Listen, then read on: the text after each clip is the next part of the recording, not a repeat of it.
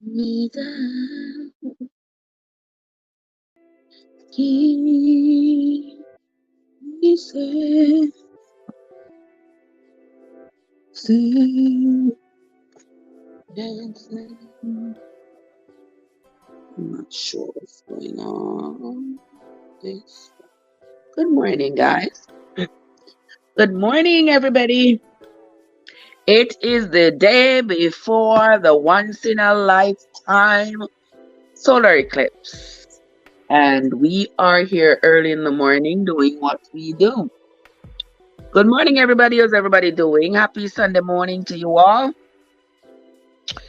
I'm a little bit under the weather, and I think I did that to myself. But I'm gonna take care of it later on. But God, me wake you up early or me late? Which one is it? Yeah. Which one is it, sis? Good morning. How you doing? How you doing? Watch your song. Where did my Ipa signal come from? Good morning, my love. Good to see you. Good to see you. We are at the end of the book of Matthew. Can you believe it? Yeah, we have chapters 27 and 28 to read this morning. Yeah, we should have been hour and a half into it already, but worry not. We worry not. All right. We just keep on doing what we do. Okay. Yesterday we read those last few chapters about the betrayal of Jesus and him having predicted the betrayal, having predicted his own betrayal, and voila, it did come true, because Peter denied him 3 times before the rooster crowed. Peter denied him 3 times, and we saw where Judas Iscariot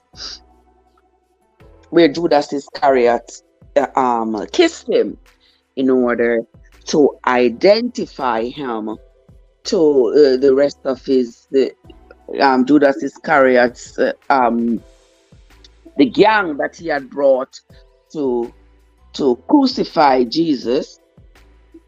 The gang that he had brought to crucify Jesus, he had to kiss him, and that had brought up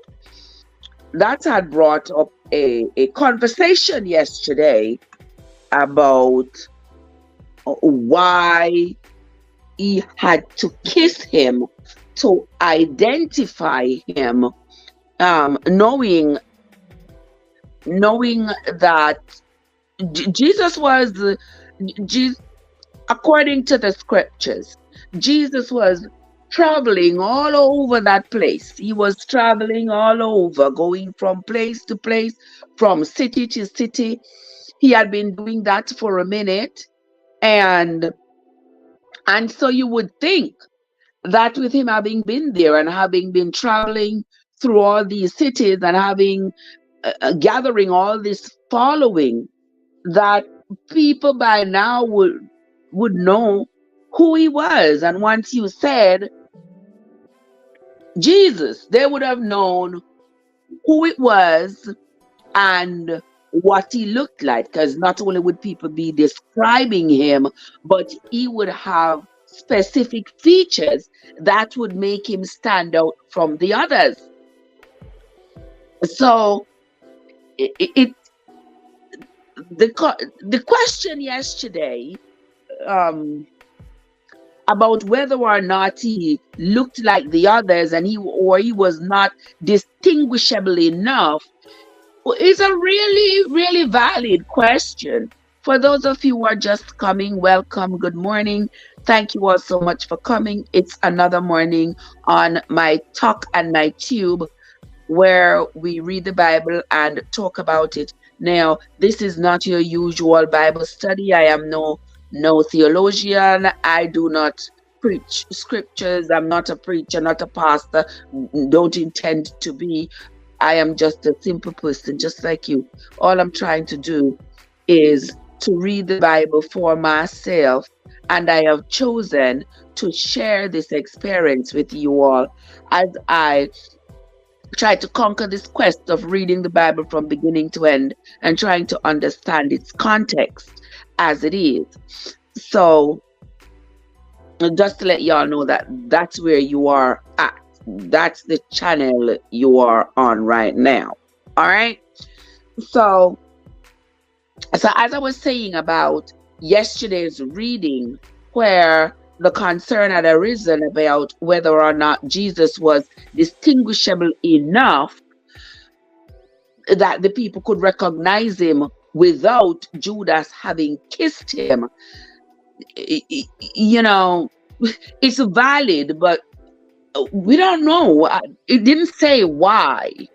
It didn't say why. Or was it just so that prophecy could be fulfilled? That Judas had to kiss him to show the people that this is the person I want you to take. I don't want you to make a mistake and take somebody else. I want you to take this one. This is the one who is causing trouble. This is the one I want you to take. We don't know. We don't know. But what we do know is that Jesus had said it prior that he was going to be kissed. The one who is going to kiss him is going to betray him. And it did happen. He did say the one who is going to, there's something right here. So the one who was, he did say the one who was going to deny him was going to do so 3 times, and then the rooster would crow. And Judas really did give him up for the 30 pieces of silver, and Peter did deny him when he went with the people, when they captured, I'm going to use the word capture, when they captured Jesus and was taking him to the high priest. Peter decided that, you know what, since the others have gone about their business, the one that dipped the bread with him, yes, God. Yes, Judas was the one who dipped the bread with him, right? Okay. So he said, God, make me lose my thought. Okay, so Peter, when the others, I'm wondering, you know what I was wondering? How come, you know, remember they had told Jesus wherever he was, they were going to be. But when the people came and captured Jesus, how come only Peter went with him? Y'all ever wonder that? Yeah, that thought crossed my mind. Like, how come? Hold on there. My phone is plugged in, but the charging still keep going down. Hold on there, people. Give me 2 seconds. Because my phone is at 7%. And if we continue like this, the live is going to be shut off.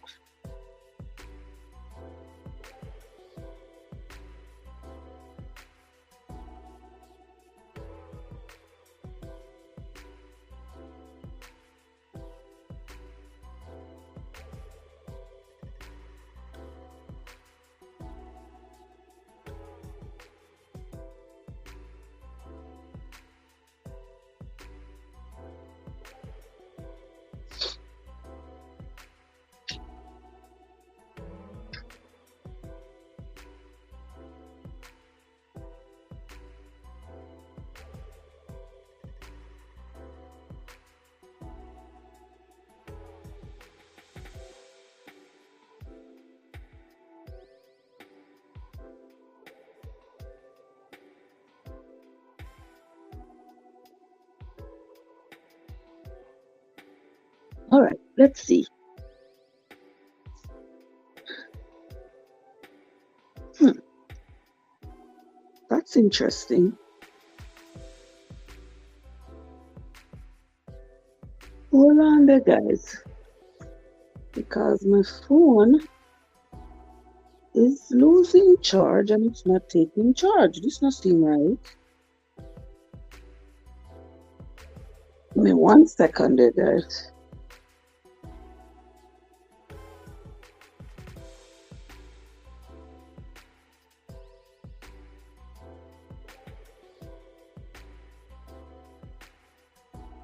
Right, let's see if that will work. All right, so back to what we were talking about now. All right, welcome, guys. I see Richie T and the card and the others. Welcome into the live, guys. All right, you're welcome to share out the live and call your friends to come. All right, the more the merrier. So we can read together and understand together. Remember, I don't know anything. I am just reading it. So so don't say me God, Trev no know what me no know nothing, and I admit to not knowing what is going on in the Bible. I have even chosen to abandon anything that had been taught, anything that had been socialized into believing prior to me starting this journey.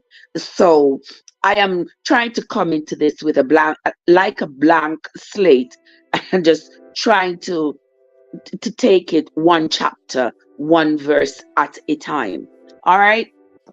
So you are invited to get your book Bible or your Google Bible, whichever one you have, and read along with me, because for sure there are things in the Bible that you yourself probably didn't know was in the Bible. I have discovered that. I have found parts of the Bible that I didn't know was things that I didn't know was in the Bible.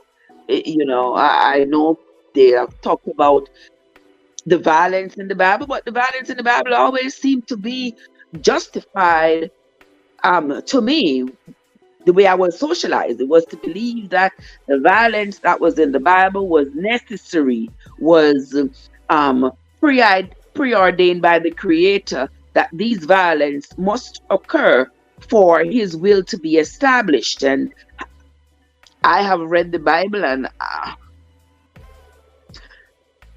I don't know, the veracity of that statement is still it's still wide open.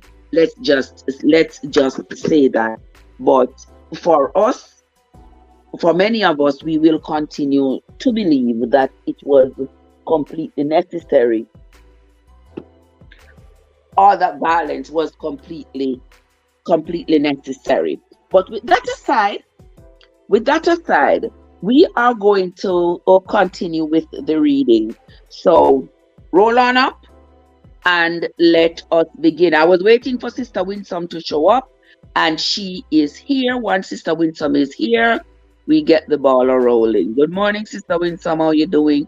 I see Anna, Poops, Rosalie, and thank you for the loves and the likes, card. You are a gem. I thank you so much. I appreciate you. All right. So these two last chapters are the last chapters of the book of Matthew. So we are going to begin. St. Matthew chapter 27. Matthew chapter 27. When the morning was come, all the chief priests and elders of the people took counsel against Jesus to put him to death.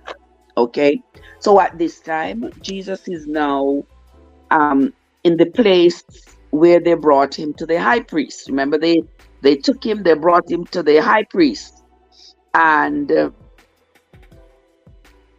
they brought him to the high priest where they are questioning him.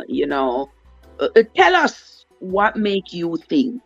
What make you so special? What make you so special?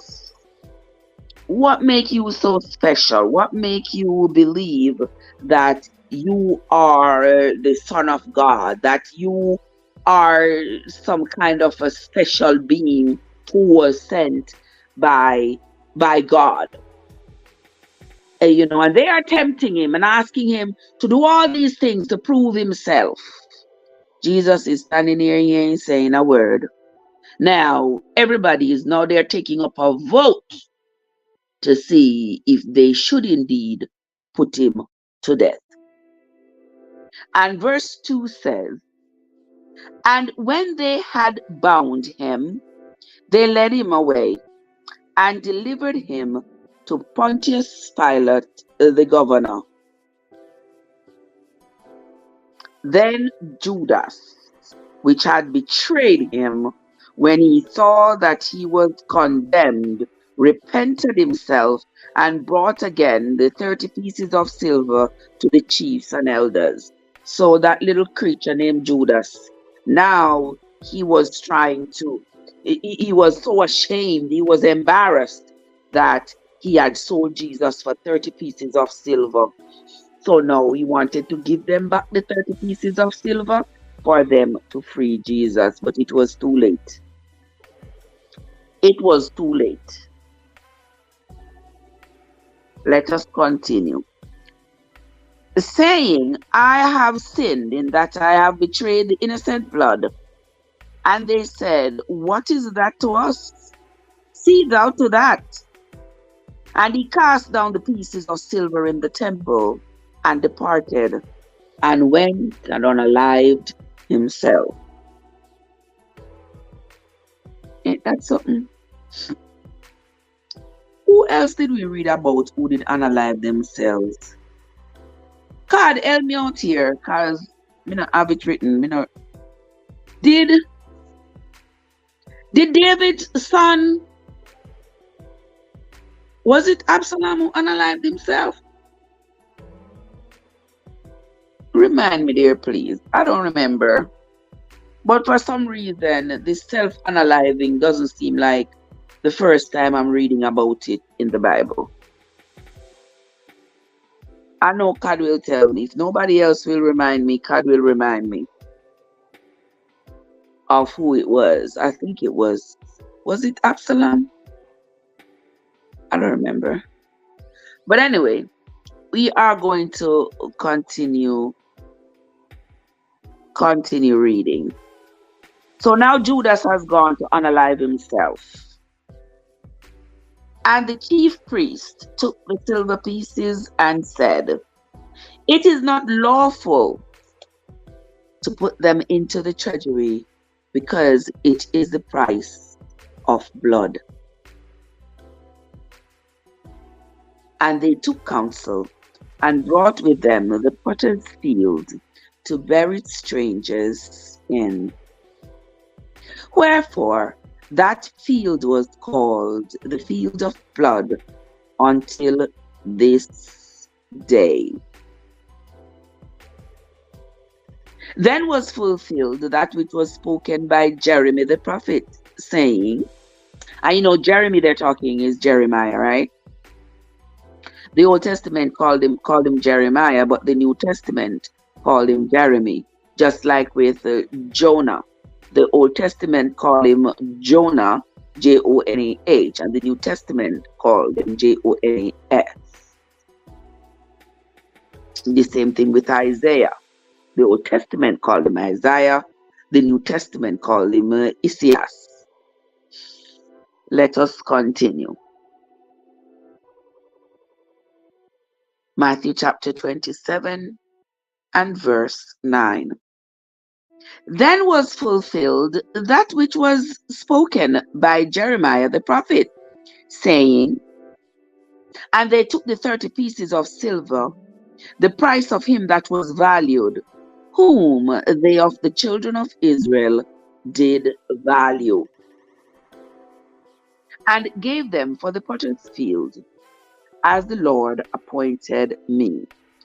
Now,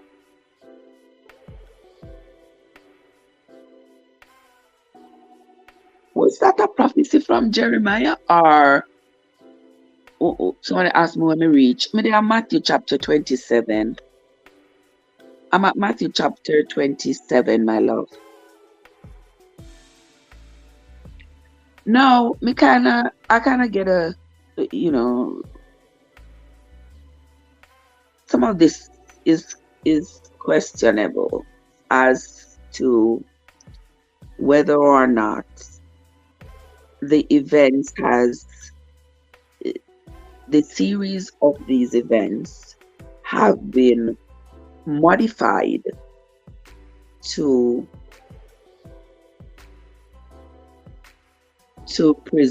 present them as though they are true. No, I think outside of the box, and so because I think outside of the box, I do not just take stuff as it is presented to me. Because when I'm reading, especially when I'm reading like right here in Matthew, and it is being presented to me as though you see, these things were prophesied since the Old Testament that they would happen. Why does it seem to me like it's just too perfect to be true? No, these are my thoughts, All right. To me, it seems too perfect to be true. And that's what made me think that there's got to be some kind of modification, to the literature. They're probably trying to diffuse confusion, but by trying to diffuse confusion has essentially presented additional confusion in here. And I know a lot of people not going to agree with me, but remember, people, for those of you who are just coming, remember, Trev is not here for agreement, for people to agree with me. That's not my objective at all. I am reading this and I am using my own thought process, not ours. I'm using my own thought process to analyze what I am reading. If you don't like it, I have to say, if it rub you the wrong way, then do me a favor, keep on scrolling. There's so much out there on the internet that can entertain you.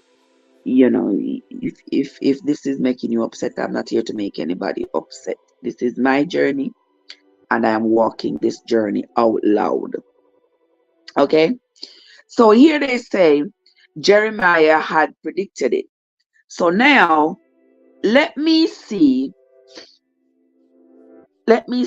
God, say you have a little helper right here. What Jeremiah said about this potter's field? That's my question. What did Jeremiah say about this potter's field? Because based on the book of Jeremiah, I have established, after having read the book of Jeremiah and what Jeremiah had said and what Jeremiah had done, I have determined, based on that Jeremiah was not to be trusted. Okay? And Jeremiah was one of those prophets, one of those people. The mendicant Jeremiah was like a little nobody. He was a Benjaminite that nobody really paid any mind. And so, as we had seen before with other prophets, that when people want to make themselves more important and they want people to believe them, they come up with the most outlandish stories of encounters with the Lord so as to get people to believe them. Jeremiah was one of those people. Jeremiah said God told him he shouldn't marry, shouldn't have kids.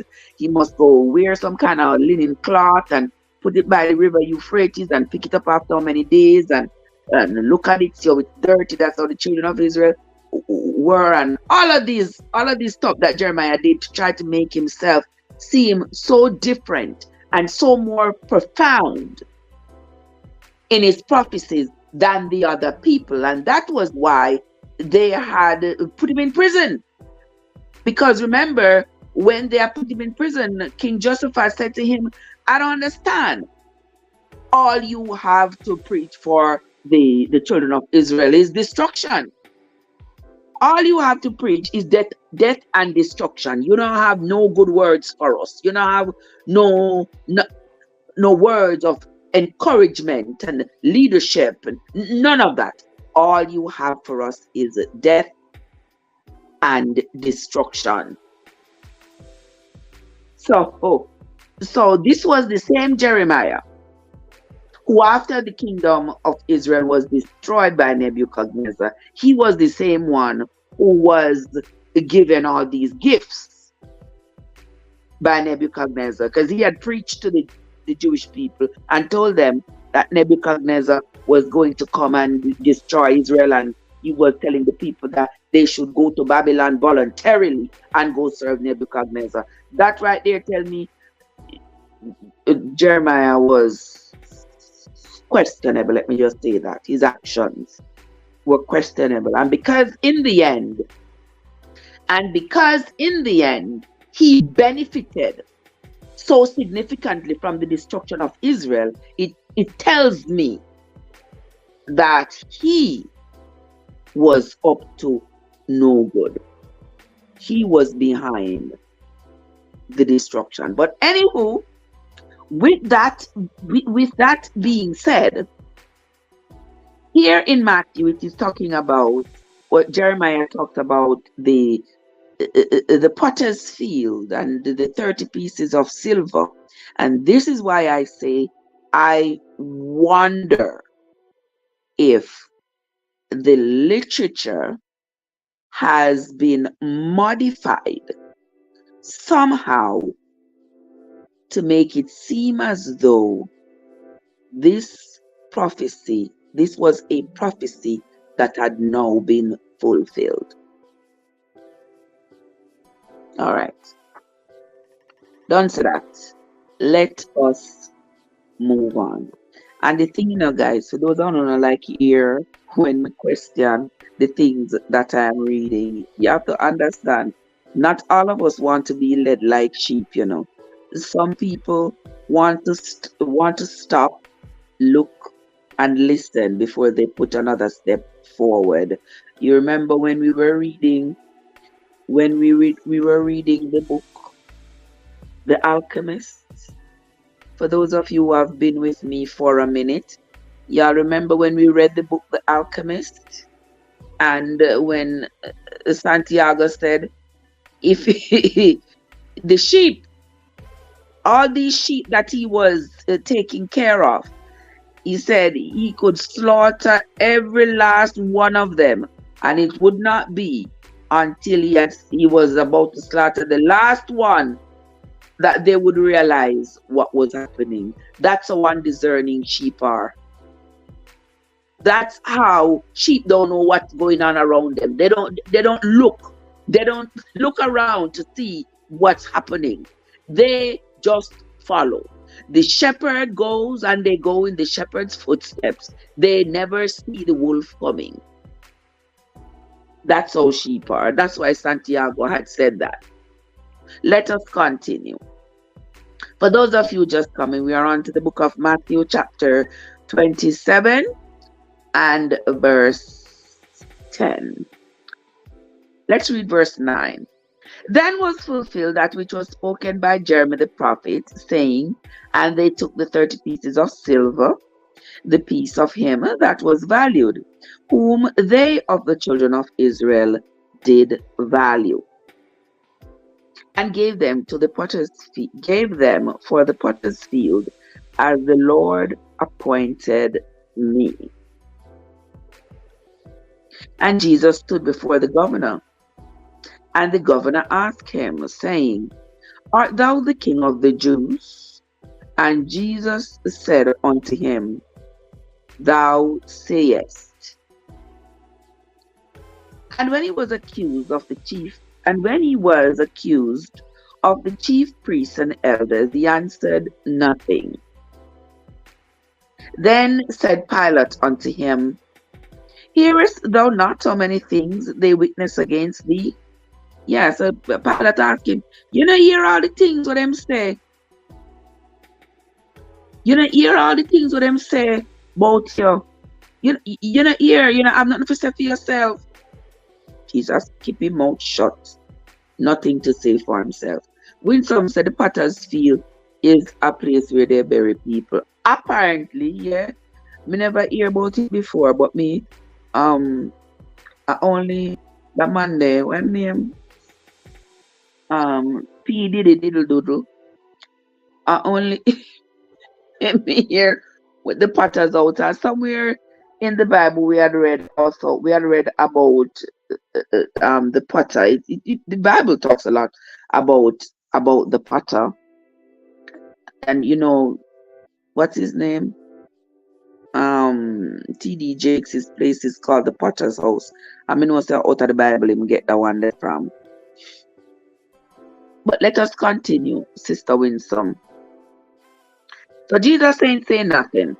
Verse 14, and he answered him to never a word, insomuch that the governor marveled greatly. Now, at that feast, the governor was wont.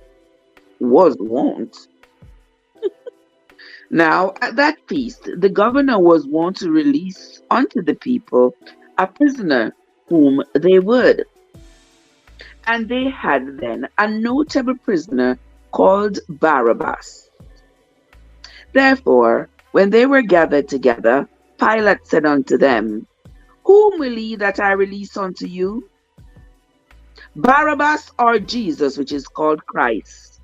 For he knew that for envy they had delivered him.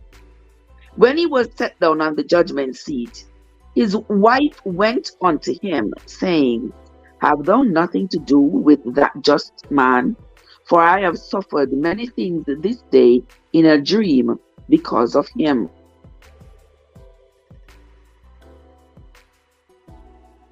But the chief priests and elders persuaded the multitude that they should ask Barabbas and destroy Jesus. So, contrary to what I was told before, that the people yelled that they wanted Barabbas, but I was not aware that it was that the chief priests and the elders had encouraged the people to choose Barabbas. I thought it was the people who just got up and decided that they wanted to choose Barabbas. You see, that's the difference between being told what somebody wants to tell you, with them modifying it the way they want to present it to you, because the way they want you to receive it, as opposed to you reading it yourself.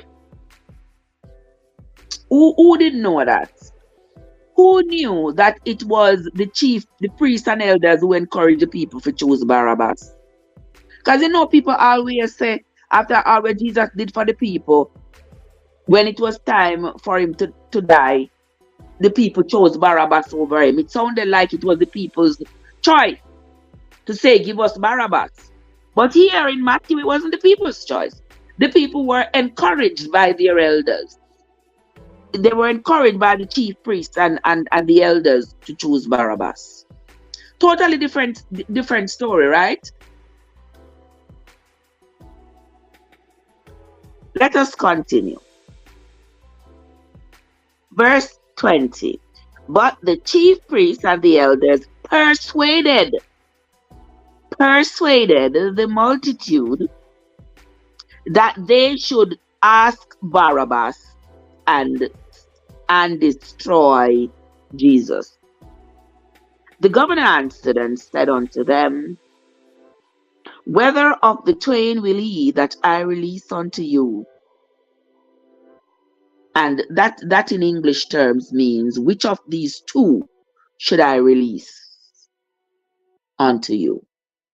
You know, in the Bible, when they use the word twain, Twain, it means like two. Some form of an ancient language for two.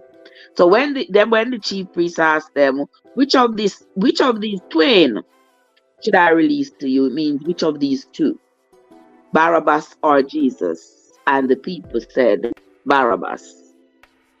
Pilate said unto them, What shall I do then with Jesus, which is called Christ?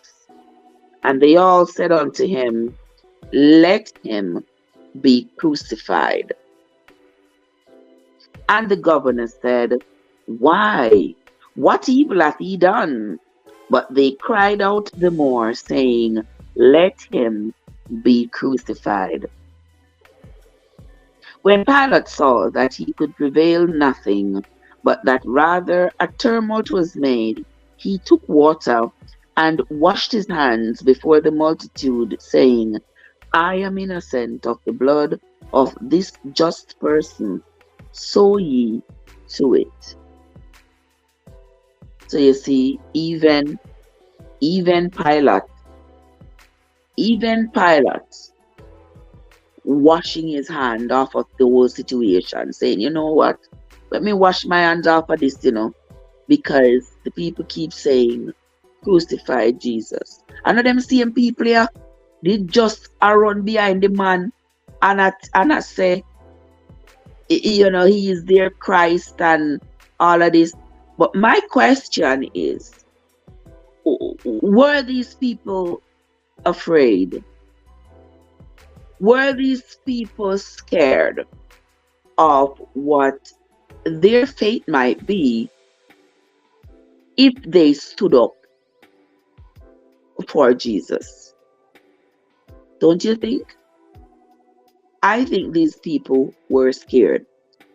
And if there wasn't going to be serious consequences, there is no way that the chief priests and the elders could convince the people to choose Barabbas over Jesus.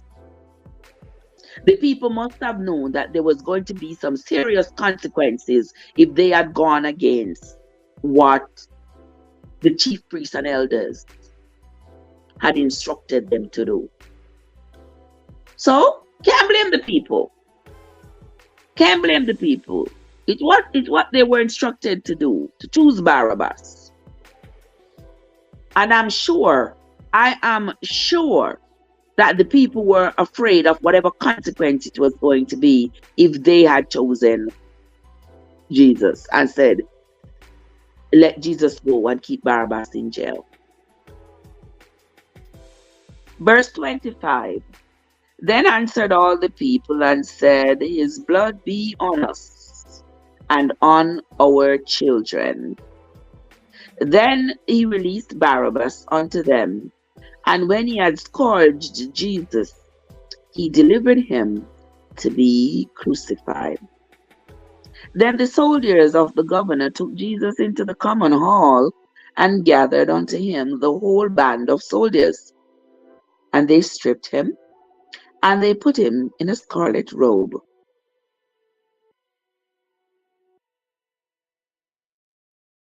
And when they had plaited a crown of thorns, they put it upon his head, and a reed in his right hand. And they bowed the knee before him, and mocked him, saying, Hail, King of the Jews! And they spit on him, and they took the reed, and smote him on the head.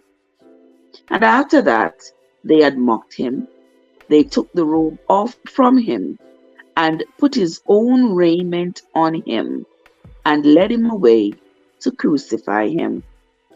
And as they came out, they found a man of Cyrene. His name was Simon. Him they compelled to bear his cross. You hear they use the word compelled. So they forced this man to carry the cross. And when they were come unto a place called Golgotha, that is to say, a place of a skull. That's what Golgotha means. A place of a skull. Never did know that. They gave him vinegar to drink, mingled with gall, And when he had tasted thereof, he would not drink. And they crucified him, and parted his garments, casting lots, that it might be fulfilled, which was spoken by the prophet. They parted my garments among them, and upon my vesture did they cast lots. And sitting down, they watched him there, and set up over his head his accusation written, This is Jesus, the King of the Jews. Now, I have said this before. I've said this before, and some people don't agree, but I'm not here for people to agree with me. You agree, you agree. You don't agree, you don't agree. Keep it moving. But I'm going to say what I'm going to say either way. I said it before that after the children of Israel lost their coveted position of power and authority and prestige and privilege in the Middle East, after the death of David, because David was one charismatic, charming king who saw the value in land and land ownership, and he had a vision as to how to build this great dynasty for the Jewish people in the region, and he did well at it, because when the Syrian king at the time and David were friends, and when he asked for David's help to go to wars, David's exchange for this help in sending soldiers to help him was for land. So David was building this great dynasty for the Jewish people, and he did a great job at it. But subsequent generations who had been handed down the kingdom, they did not have the same vision for the people as David had. So instead of them exchanging soldiers for land, they were exchanging land for soldiers. And that right there led to the destruction of Israel, because the more land Israel lost, the more power it lost, the more authority, prestige, and privilege it lost in the region. And remember that historically, from the beginning, when the Jewish people had arrived in the region from Egypt, they were despised. They were despised, because remember how we read in Exodus? Remember how we read in Exodus that when the people heard that they were coming, the people were afraid because it was a great multitude of them. And when they came out of the wilderness, what did they start to do? They started to slay people and take the land. Slay people, take the land. When they crossed over River Jordan and went into Jericho, what did they do? Slay people, take the land. They went to the country of Ai, slay people, take the land. That's what they were doing. So everybody around was scared of them. So the animosity towards them was quite palpable in the entire region. And that same animosity had been passed down from generation to generation to generation. And that led to their total isolation in the region. And don't we see that continue even until today? Even though this new modern establishment of Jews are really Europeans. Yeah, they're really Europeans who have gone down and reestablished the Israel that was dismantled many years ago. You know, that and still the animosity reigns. The animosity still exists there from one generation to the next. Will it ever end? I doubt it. So now, these people at this time, when they crucified Jesus, and they put on top of his head this is the King of the Jews. It was just a continuation of their hatred towards the Jewish people. And the way they would go out of their way to humiliate anybody who was a Jew. Now remember, when Jesus came, he sort of he was sort of getting the people back together, but it wasn't that the people wanted to really get back together. They saw that he brought a different brand to the region because of his abilities to heal. So the people were following him because of what he had to offer. And even though they were following him because of what he was offering there, the people were still scared because those around them, the last thing they wanted there was for any Jewish person to be respected. For the last thing they wanted to see was that any Jewish person would rise above the destruction that they had designed for them. Because all the people around them really hated them. And they knew that they would have so much power and influence if they were allowed to reestablish themselves. So the objective there was to ensure that these people never get reestablished in the region, because if they ever get reestablished in the region, it's going to be hell. Now, if y'all remember when we read the book on this foundation, y'all remember when let me tell you, when oh my gosh, King Ahasuerus sent what was his name again, God? When King Ahasuerus sent Nehemiah. Oh my God, I got a brain hell there. But when King Ahasuerus sent Nehemiah to go rebuild Jerusalem, now you all remember all the governors around, what was their concern? You remember what was their concern? They said to the king, you're crazy. You are crazy. Why do you think these people have been destroyed and nobody wants them back around here? Nobody wants them to reestablish themselves around here. Because remember, them not pay taxes. They are not going to send the taxes to the coffers in Syria. They're going to keep the taxes for themselves, the taxes and the tolls and the tariffs and all these things. They're going to keep it for themselves. And we don't want that. Because when they are established in the region, everything is only for them. And we don't want them back around here. We don't want, we have to keep them underfoot.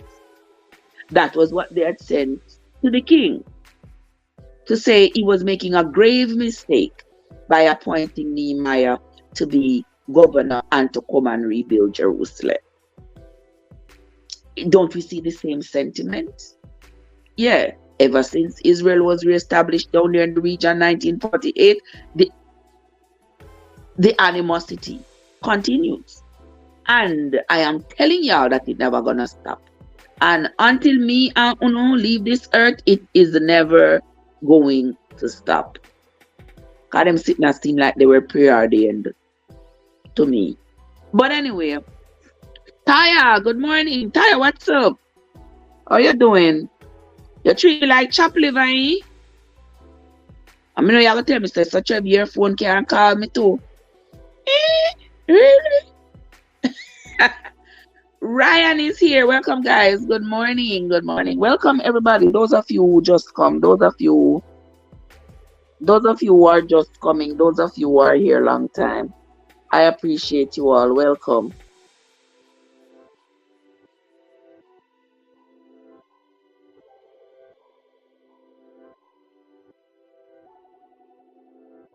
All right. Let us continue, guys. Let us continue. For those of you just coming, we are on to the book of Matthew, chapter 27 we are on. And when they were come unto a place called Golgotha, that is to say, a place of a skull, they gave him vinegar to drink, mingled with gall. And when he had tasted it, he would not drink. And they crucified him, and parted his garments, casting lots, that it might be fulfilled, which was spoken by the prophet. They parted my garments among them, and upon my vesture did they cast lots. And sitting down, they watched him there.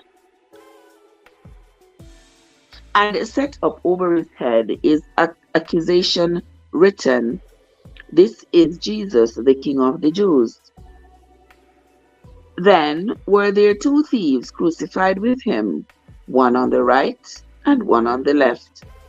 And they that passed by reviled him, wagging their heads, and saying, Thou that destroyest the temple, and buildeth it in 3 days, save yourself.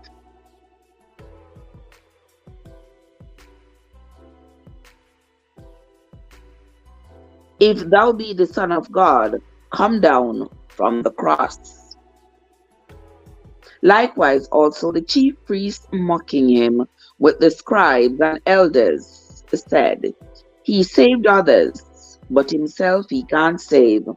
If he be the King of Israel, let him now come down from the cross, and we will believe him. He trusted in God. Let him deliver him now, if he will have him, for he said, I am the Son of God.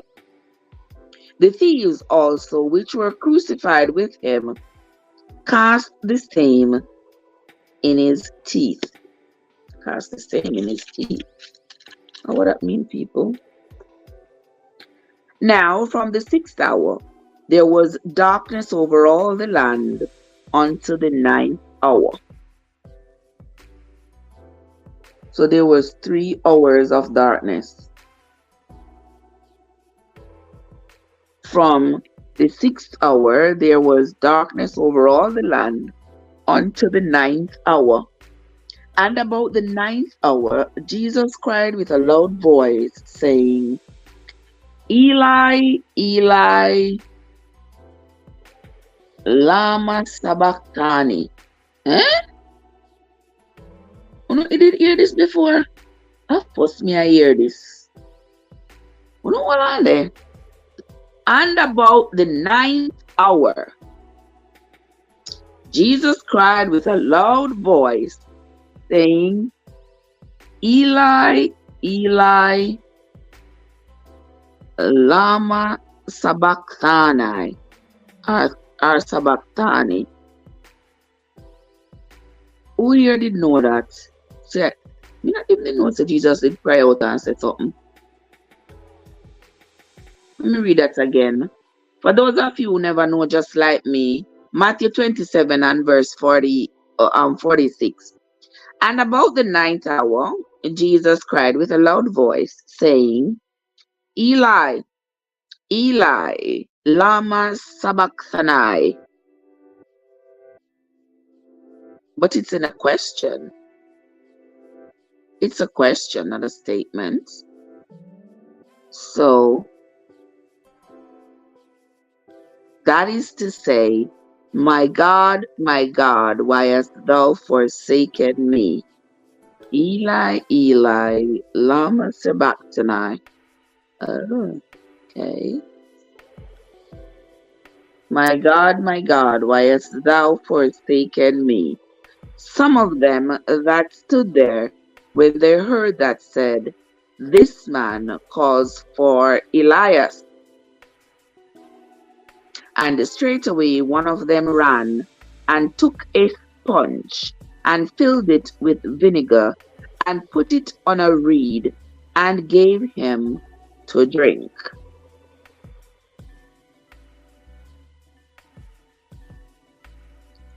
The rest said, Let be, let us see whether Elias will come to save him. Jesus, when he had cried again with a loud voice, yielded up the ghost. And behold, the veil of the temple was rent in twain, that is in two. The veil of the temple was rent in twain from the top to the bottom, and the earth did quake, and the rocks rent. And the graves were opened, and many bodies of the saints which slept arose. Hmm. Hmm. Hmm. That's interesting. Sister M&G, good morning, my dear sister. How are you doing? Good to see you, my darling. Welcome, welcome, welcome. Thank you so much for popping in. Thank you so much for stopping by, my sweetheart. We are currently reading the book of Matthew chapter 27. Yeah, I'm not read it fast, We have to take our time because we want to, we want to absorb what we are reading here.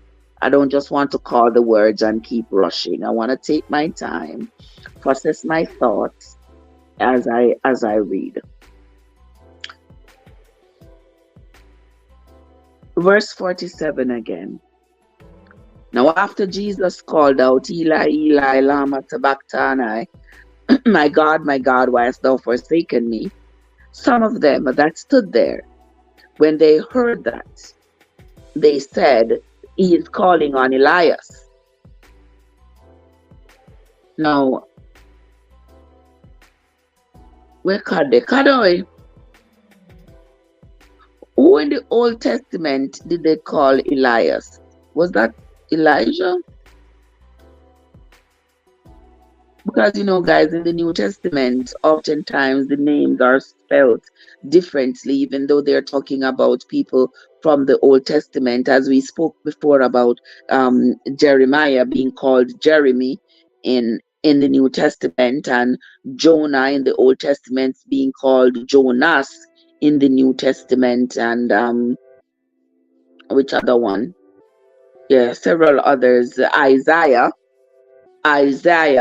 in the Old Testament being called Isaiah in the New Testament. And so this Elias they are talking about, I feel like it is Elijah. God say yes. Okay, I thought as much. Okay, so they said here the man is calling for Elijah. And straight away, one of them ran and took a sponge and filled it with vinegar and put it on a reed and gave him to drink. The rest said, let us see whether Elias will come to save him. Jesus, when he had cried again with a loud voice, yielded up the ghost. And behold, the veil of the temple was rent in twain from the top to the bottom, and the earth did quake, and the rocks rent.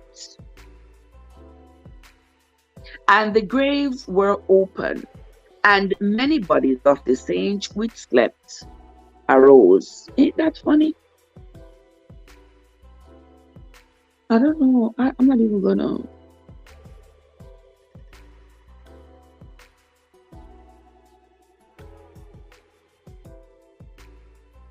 Oh, so while Rich is here, bless myself, while Rich, my brother, how you doing? God says, signify that there is no more Jews and Gentile or Greek from now on. It's whosoever will may come.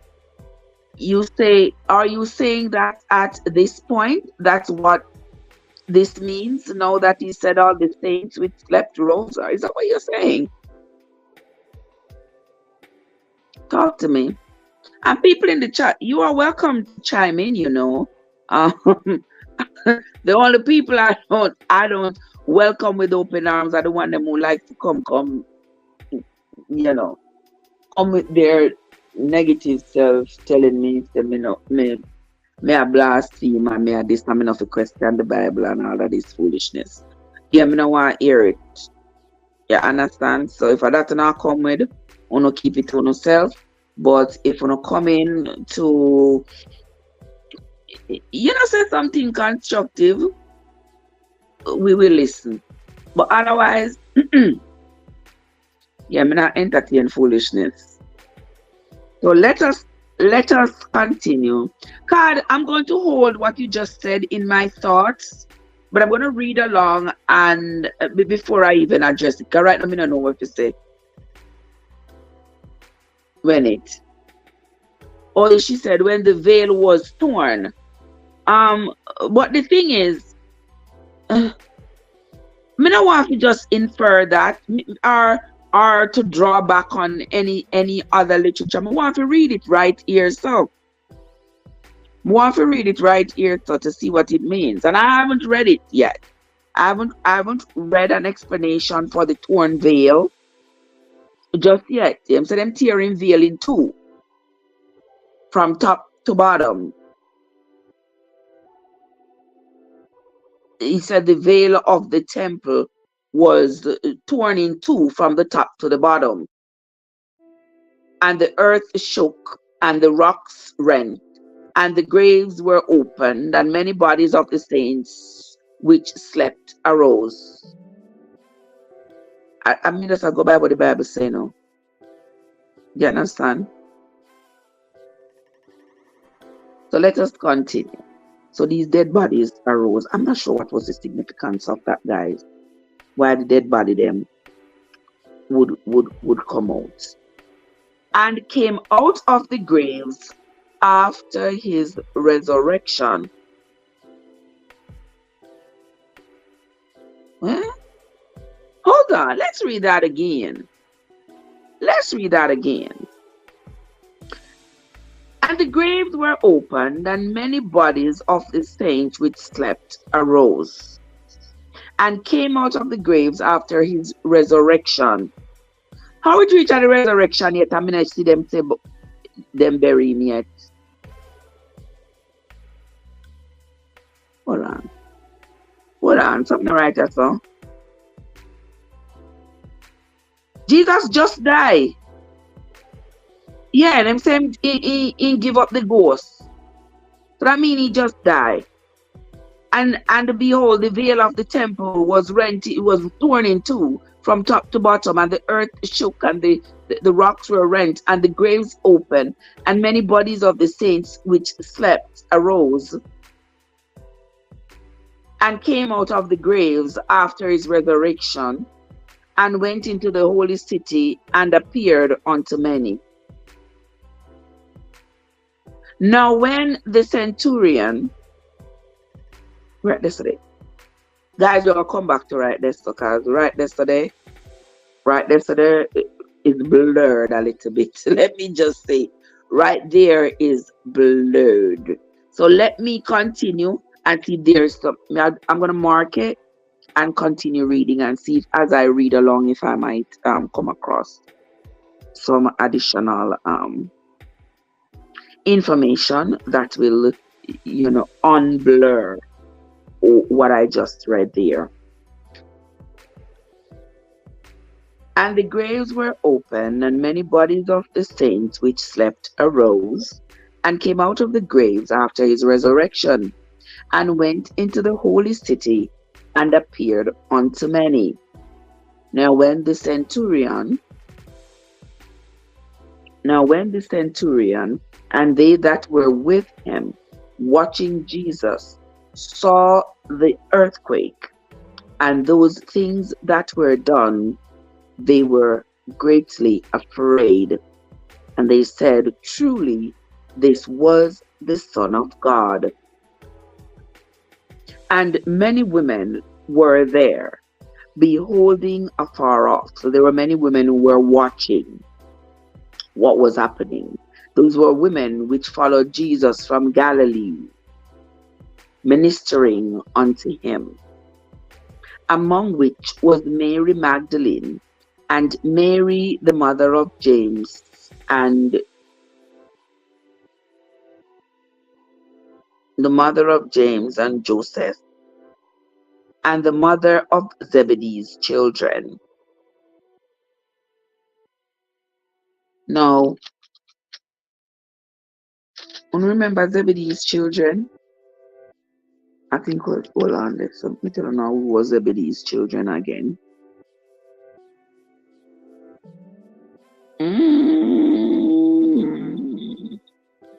James and John. James and John, the two disciples, James and John, remember? They were Zebedee's children. God say, Matthew writing is not as detailed as the rest of the account. Okay. Alright, so I guess as I read along, that's why I say I can't jump to conclusion. I have to go by when we read in the Bible and then continue. Wow. Guys, let's continue. Verse 55.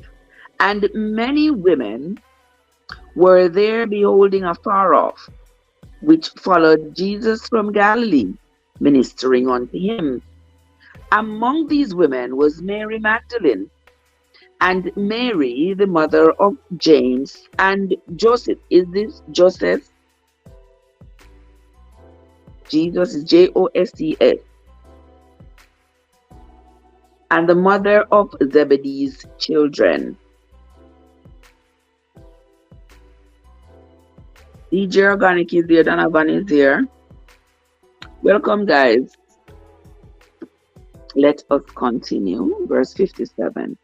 When the evening was come, there came a rich man of Arimathea named Joseph, who also himself was Jesus' disciple.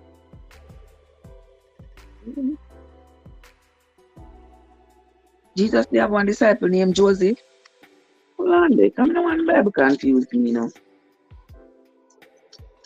Hold on, make we go back to Matthew chapter 10 and see the names of the disciples. Matthew chapter 10 and verse 2 and 3, the disciples. Me never remember none of them named Joseph. Let's go them over again. Number 1 was Simon, who was called Peter. Andrew, his brother. James, number 3, the son of Zebedee. John, the son of Zebedee, that is 4. Philip, that is 5. Bartholomew, that is 6. Thomas, number 7. Matthew, number 8. James, the son of Alphaeus, that's 9. Lebbeus Thaddeus, that was his name. His surname was Thaddeus. So Lebbeus Thaddeus, that's 10. Simon the Canaanite, 11. And Judas, the 12. So that was 12. Come now to Matthew 27. And it says here,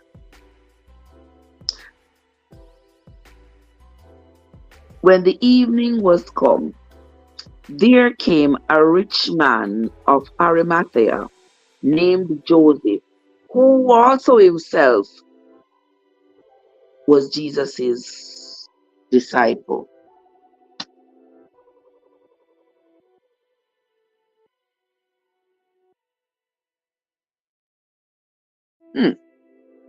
All right.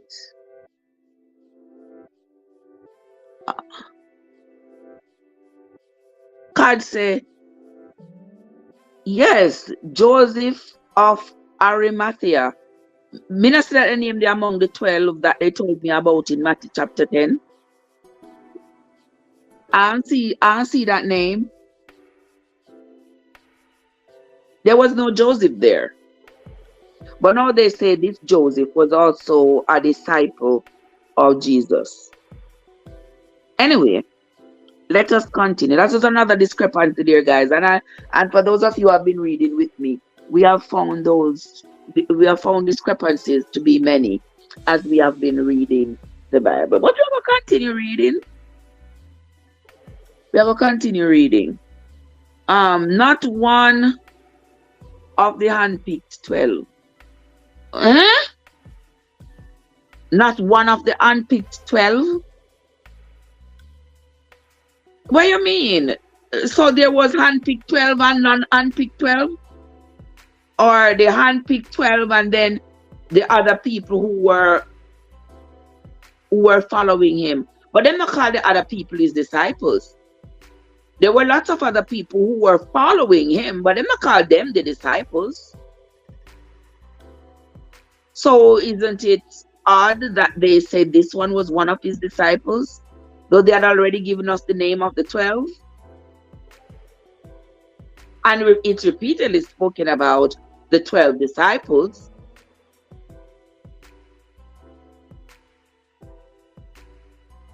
So give me one justification.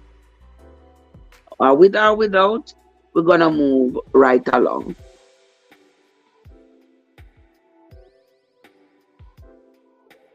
Verse 58. He went to Pilate and begged for the body of Jesus. Then Pilate commanded the body to be delivered. So this Joseph here begged for Jesus' body.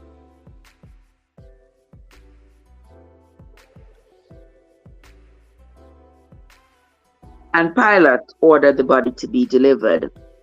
And when Joseph had taken the body, he wrapped it in a clean linen cloth. Kazan, bless up your nice clean self. Good morning. Happy Sunday morning to you, my love. Good to see you, my darling. I hope you're having a great morning. Let us continue. And when Joseph had taken the body, he wrapped it in a clean linen cloth and laid it in his own new tomb, which he had hewn out in the rock. So he cut out a tomb in the rock. So now he laid the body there, and he rolled a great stone to the door of the sepulchre and departed.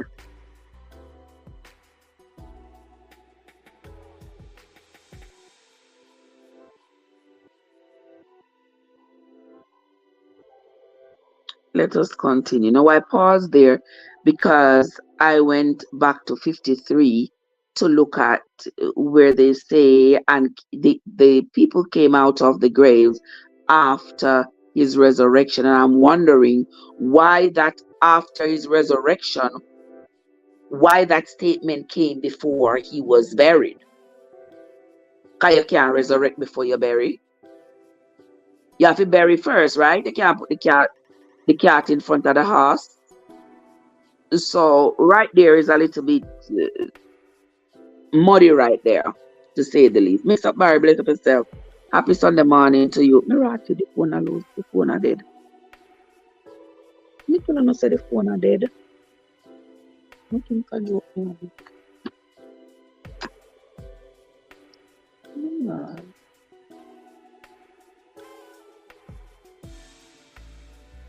Alright, let me open this. It's charging. Alright, let us continue. Okay, so as I was saying, you see, me not understand right there, so because you can't resurrect before you're buried. You have to bury first and then resurrect. But we're going to continue. We are on to chapter 60, chapter 27, verse 60. And laid it in his own new tomb, which he had hewn out of a rock. And he rolled a great stone to the door of the sepulchre and departed. And there was Mary Magdalene and the other Mary. All right, so those are the two Marys that they had spoken about in verse 56. Mary Magdalene and Mary, the mother of James. And them not say Jesus here, so I'm not going to say Jesus. It's a Joses. So there were three women. There was Mary Magdalene. There was Mary, the mother of James and Joseph, and then the mother of Zebedee's children, James and John. Okay, let us continue. Verse 62. Now, the next verse 61, and there was Mary Magdalene and the other Mary sitting over against the sepulchre. Now the next day that followed the day of the preparation, the chief priests and Pharisees came together unto Pilate, saying, Sir, we remember that deceiver said, while he was yet alive, after 3 days I will rise again. Command therefore that the sepulchre be made sure until the third day, lest his disciples come by night and steal him away, and say unto the people, He is risen from the dead. So the last error shall be worse than the first. Pilate said unto them, He have a watch. Go your way, make it as sure as ye can. So they went and made the sepulchre sure, sealing the stone and setting a watch. All right, so you see, these people really nefarious, So you see, because Jesus had said that when he died, he would rise on the third day.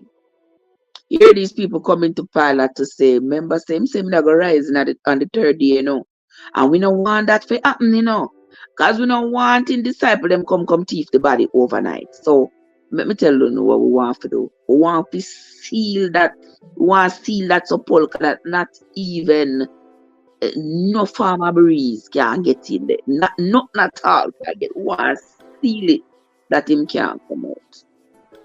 Pilate tell them, go and go do it. Do whatever you want to do. Seal it and watch over it, whatever you want to do. So they went and they sealed the sepulchre. But now this was the next day after they had buried Jesus. Okay? Let us continue. Verse 64 says, Command therefore that the sepulchre be made sure until the third day, lest his disciples come by night and steal him away, and say unto the people, He is risen from the dead. So the last error shall be worse than the first. Pilate said unto them, Ye have a watch, go your way, make it as sure as you can. So they went and made the sepulchre sure, sealing the stone and setting a watch. D, good morning. That Randall and Atkinson, bless upon yourself. All right, so now that they have made sure the sepulchre is sealed, we are going to move on to chapter 28. Let's see what 28 is saying. Chapter 28, and this is actually the last chapter in the book of Matthew. In the end of the Sabbath, as it began to dawn towards the first day of the week. All right, people always say, we know which day are the first day of the week. But since they follow the Bible, so the Bible here say, in the end of the Sabbath, as it began to dawn towards the first day of the week, came Mary Magdalene and the other Mary to see the sepulchre. And behold, there was a great earthquake, for the angel of the Lord descended from heaven and came and rolled back the stone from the door and sat upon it. His countenance was like lightning, and his clothes white as snow. And for fear of him, the keepers did shake, and became as dead men. Now these were the men who had come from Pilate to secure the grave, to watch the grave to make sure that the disciples don't come to steal Jesus' body. And the angel answered and said unto the women, Fear ye not, For I know that ye look for Jesus, which was crucified. He is not here, for he is risen, as he said. Come, see the place where the Lord lay, and go quickly and tell his disciples that he is risen from the dead. And behold, he goeth before you into Galilee. There shall ye see him. Lo, I have told you. And they departed quickly from the sepulchre with fear and great joy, and did run to bring his disciples word.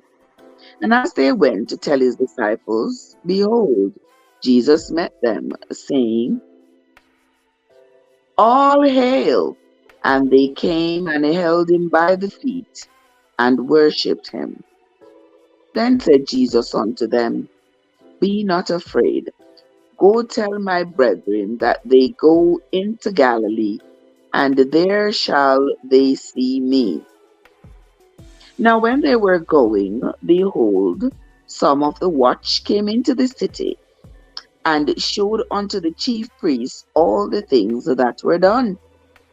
And when they were assembled with the elders, and had taken counsel, they gave large sums of money to the soldiers, saying, Say ye, his disciples came by night, and stole him away while we slept. Ha ha! Panze, good morning. Alicia, good morning. And if this come to the governor's ears, we will persuade him and secure you. And one of the plot that the man make, that's another plot there, you see, using money. You see, money can get people to do just about anything. So they took the money and did as they were taught.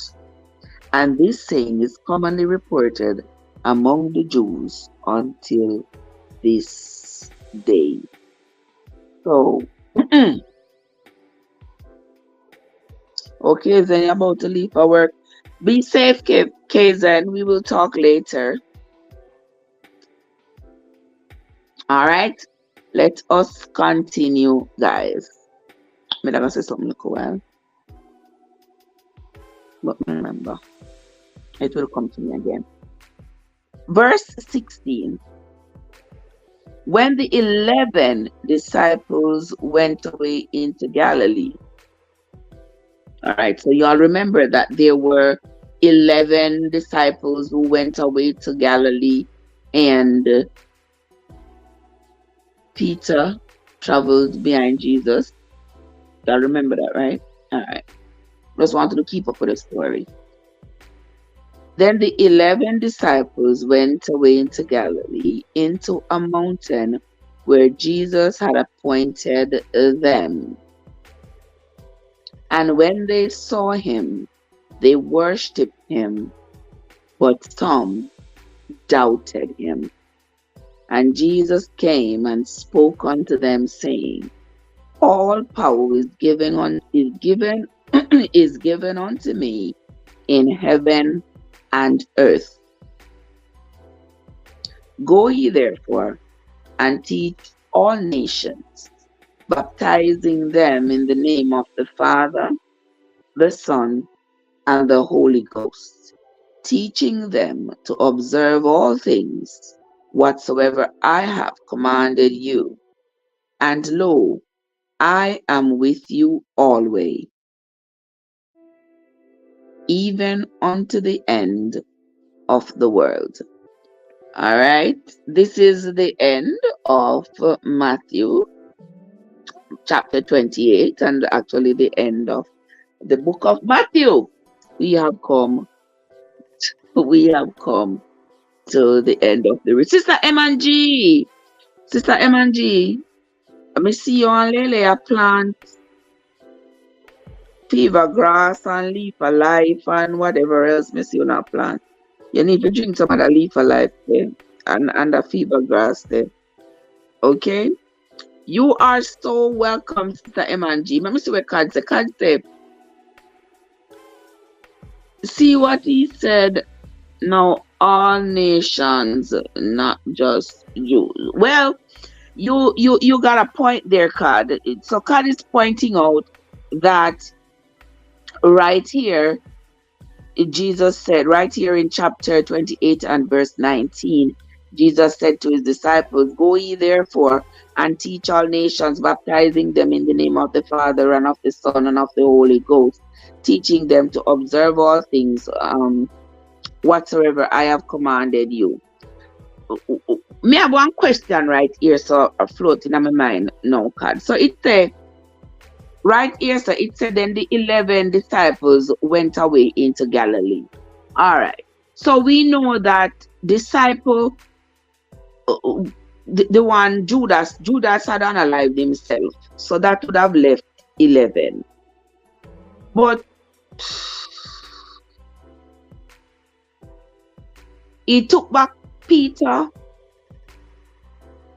even though Peter denied him. Something not right there, so. Something not right there, so. Because remember,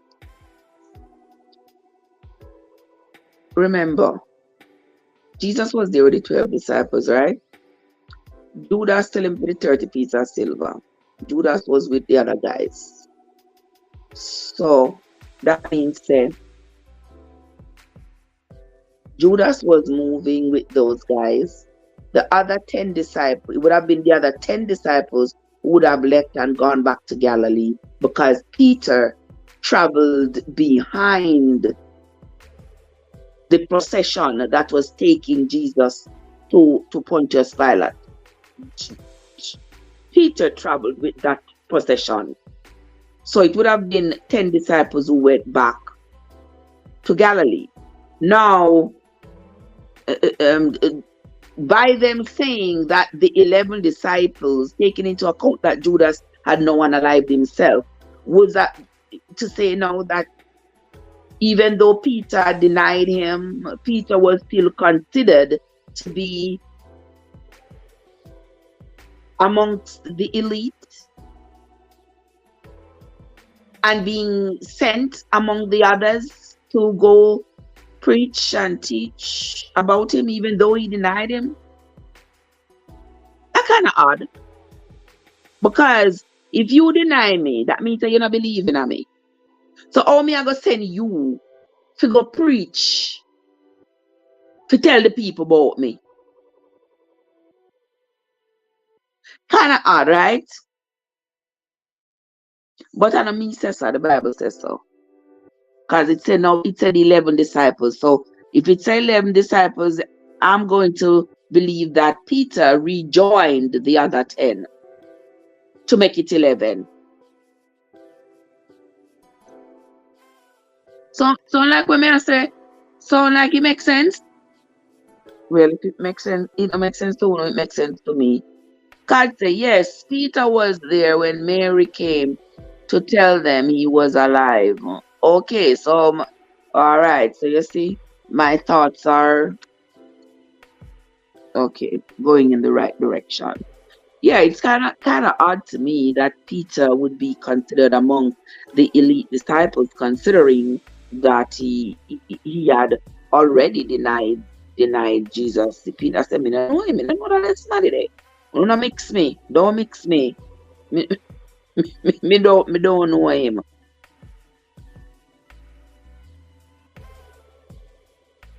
But Peter was allowed to rejoin and to go teach the people about the same person who him denied. Kind of odd. But anyway, that he did that to stay alive.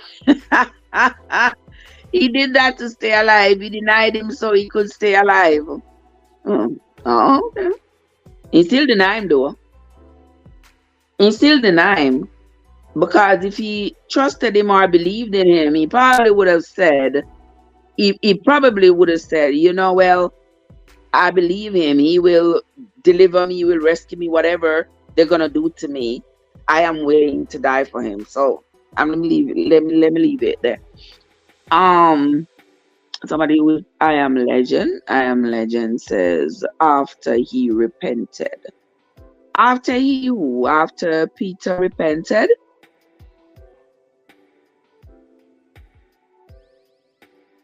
Is that what you're saying, I am legend? Remember when Abraham lied and said Sarah was his sister? Yes, I remember that. We have encountered a lot of lies. We have encountered a lot of lies in the Bible, and it's always covered with Jesus encouraged them to lie. God tell them to tell lie. I mean, Abraham was not the only one, but I do remember that when he said Sarah was his sister. Yeah, the questions still remain. And we continue to read the Bible for the answers. I know a lot of you have either read some other parts of the Bible that would provide us with some answers, but since I haven't read those parts yet for these purposes, I'm not going to I'm not going to draw on them yet. But I appreciate you all when you tell me in the chat. Legend says he repented after he denied Christ. Okay. So I guess he thought his forgiveness and got it and was able to re-enter the fold of the disciples. Oh, okay. All right, that's not a bad justification for him being amongst them again. God says Luke 10 shows other disciples. Me I gonna look on it now, but I'm not going to take it into consideration. But me I gonna read it now. Let me take a look. You say Luke 10 verse 1. After these things, the Lord appointed other 70 also, and sent them two and two before his face into every city and place. All right, well, that is all the way in Luke. And I'm going to continue to read it like this to determine whether or to know, let me see how I should say it, to see whether or not how the story in Luke aligns with the story in Mark. So I can see the differences in the accounts. You get what I'm saying? Yeah, so I don't want to jump ahead and be reading them both at the same time because I don't want to confuse myself. Yeah, I want to take my time and reading. And I appreciate y'all sharing your knowledge, your experience, whatever it is. I sincerely appreciate it. Now, as it pertains to the Jesus part of it, where it talked about him having been, I really want to revisit that a resurrection where they talk about after his resurrection in chapter 27 and verse 53, that it says, and they came out of the grave after his resurrection and went into the holy city and appeared unto many. So I don't know if they wrote that part too early. Did you get the commentary? How would you say? Did you get the commentary from Matthew Henry? Listen to Matthew Henry. Matthew Henry's take on things and my take on things are not in alignment. I can listen a million times, but I have my own thought process, and I'm going by what I am reading, and he is going by what he believes. There was another guy too that my son recommended, that my son was reading. I forget his name. We were listening to him together. My son and I were listening to that one together. I forget what his name was. Together. but um, there are people who, when they do these analysis of the Bible, they have an objective. They they are oriented towards a particular goal that makes them modify what they say to suit that goal. Me not have, I'm not, that's not me.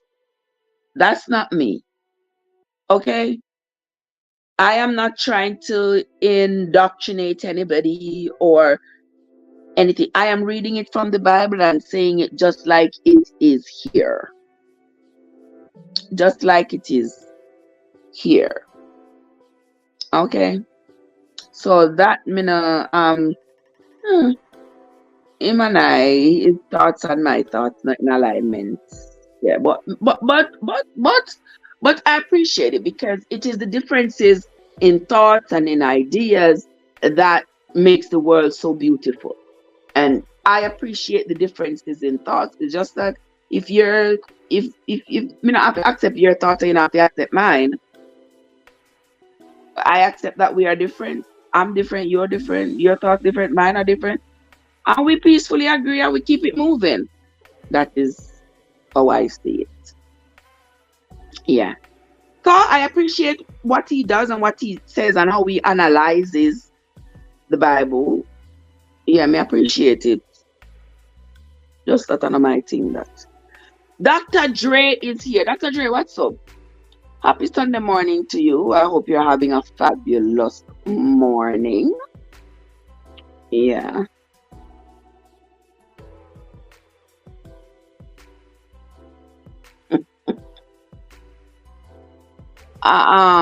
Legend says, but his thought process wasn't supposed to align, but bring some clarity. Well, it did neither. Um, Well, Rich, you're gonna start your day. Bless up yourself, my brother. You be safe out there. Those streets are, it's crazy out there, my friend. You be very safe out there, all right? And I will see you later, tomorrow, whichever day. All right? Have yourself a good one. All right, guys. So, yeah, you see, the thing is, legend. I don't mind contributions, but I don't want to be steered. That is the thing. I don't want to be steered. Nobody can steer me and tell me, say, yeah, yes, you have to go this way, you have to think, and this way you have to do. No.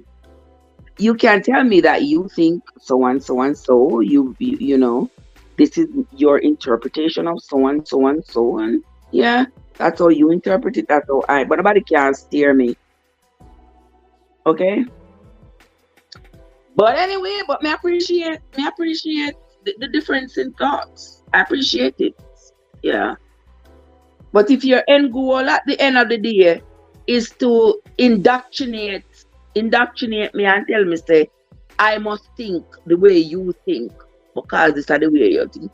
That's not me, my friend. That's not gonna be me. That will not be me. Uh-uh.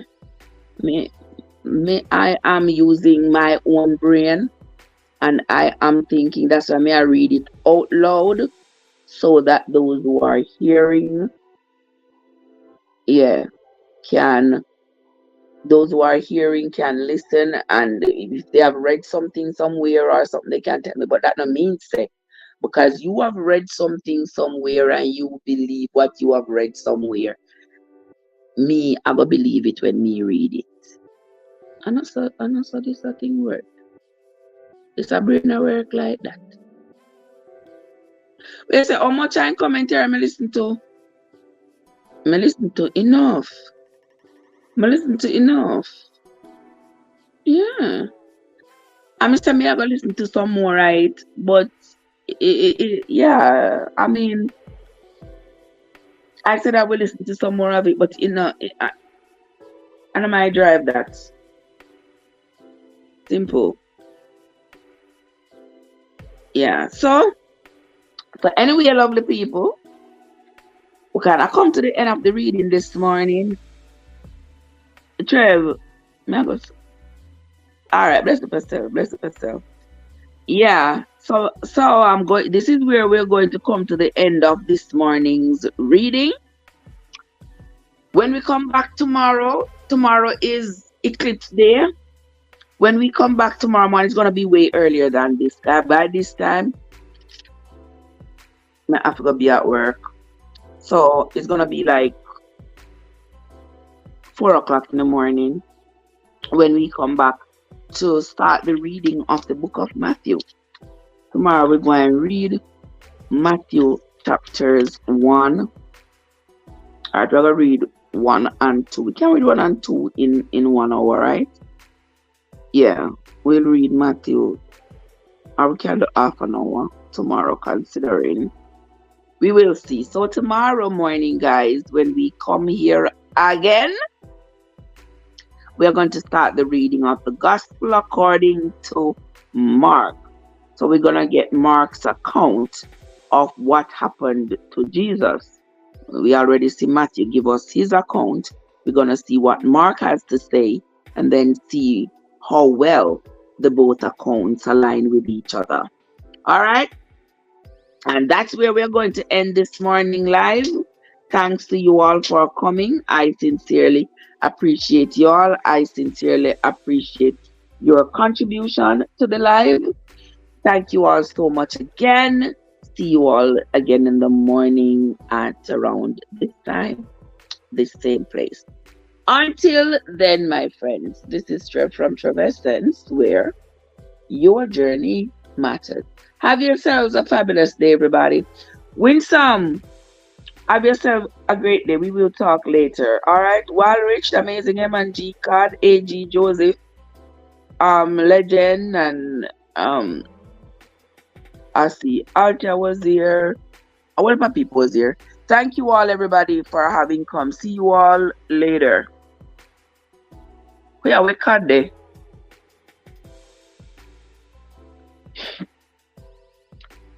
Let me stay. Let me read. Let me read Matthew and see. Let me read Mark and see what Mark has said.